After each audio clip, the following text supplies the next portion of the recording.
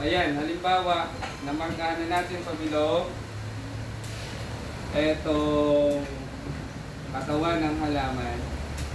Ingat lang tayo sa paggamit ng kutsilyo or cutter para hindi kayo masugatan.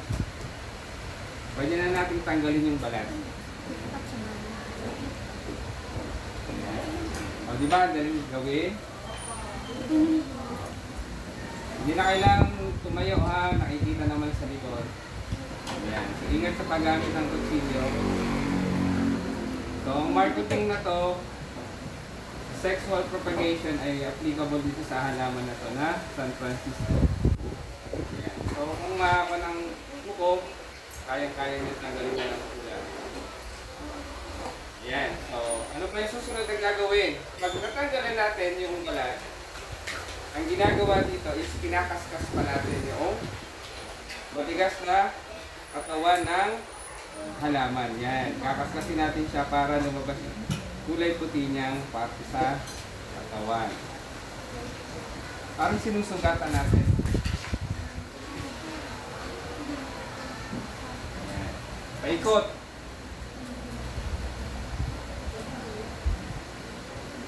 Yan.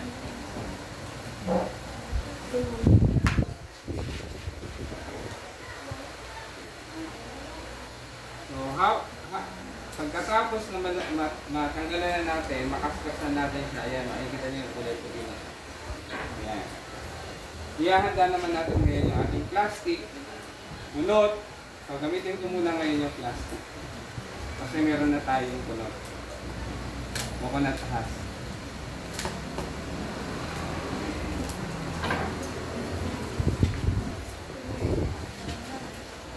O, pwede itong dalawa.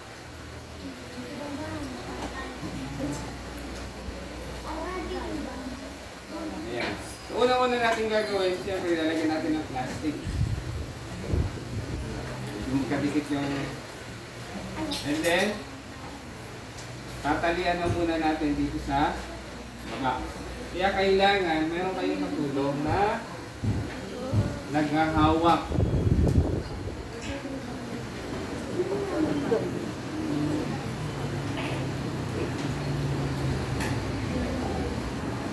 Kailangan may ito para hindi mahulog ang lupa.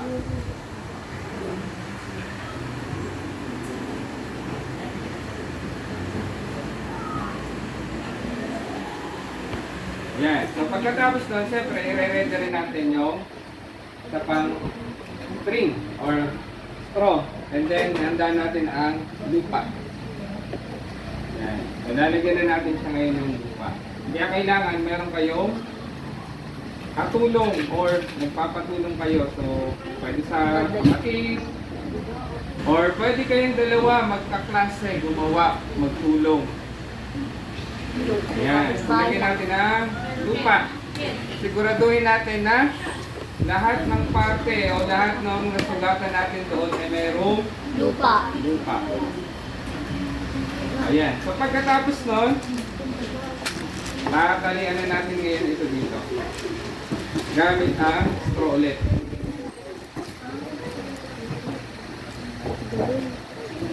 Kaya kailangan, dapat ay meron kayong katulong. Kaya higpit.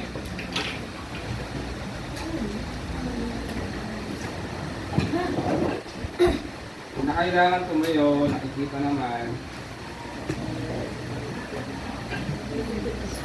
Ayan. Patuloy natin. Tapos, siyempre, dito, baka pag hindi natin itinali, baka mawala yung lupa. So, pwede pa rin natin siyang itali.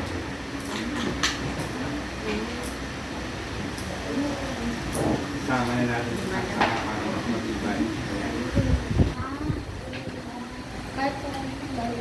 Ayan. Okay, so lapit nang matapos. Siyempre, pagkatapos, bubutasan natin para makapasok yung hangin, pati na rin ang tubig. Ayan, para pag nilig tayo, pumasok yung tubig at manatiling mamasa-masa.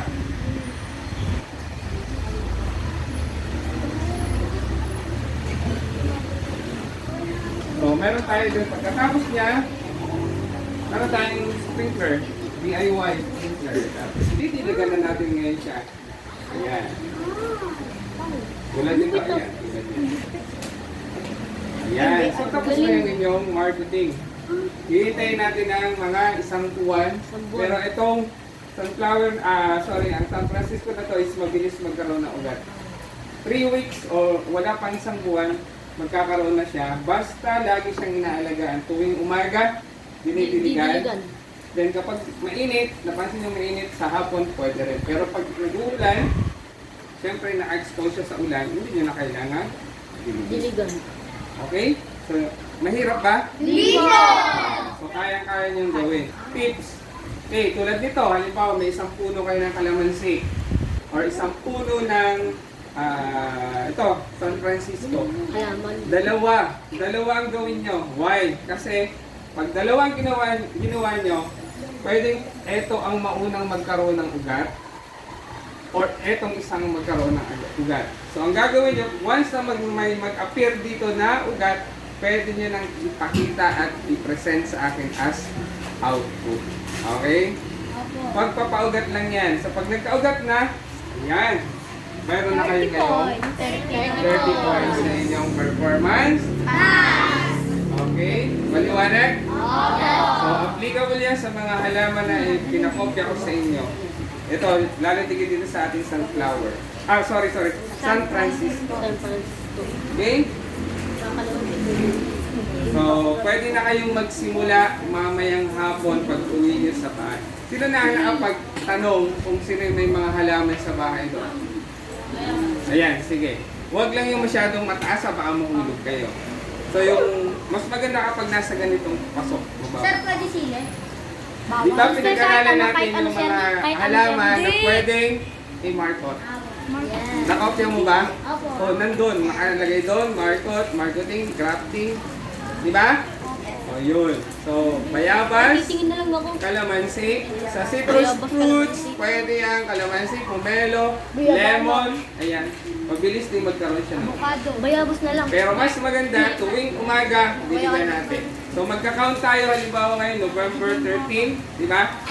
November 13, i-record din natin. Then kung ilang araw siya nagkaroon ng ugat. Lagi natin yung monitor. Check natin. Siyempre, check natin kapag nag-delete tayo. Makikita natin, pag once na may nag-appear na roots, yun. Mark na agad sa kalendaryo. O sa calendar, or December ganito nagkaroon ng ugat. Bilangin natin kung ilang araw o ilang linggo. O, di ba? So, pwede nyo nang simulan mamaya sa inyong bahay. Then, gawin nyo ito nang mayroon kayong kasama. Halimbawa, nanay, tatay. Especially kapag gagamit kayo ng Kutsilyo. kutsilyo. Ingat lang. Okay, maliwanag? Any question? Ako. Wala? Okay, pwede na kayong magsimula mamaya. And then, tanong, Sir,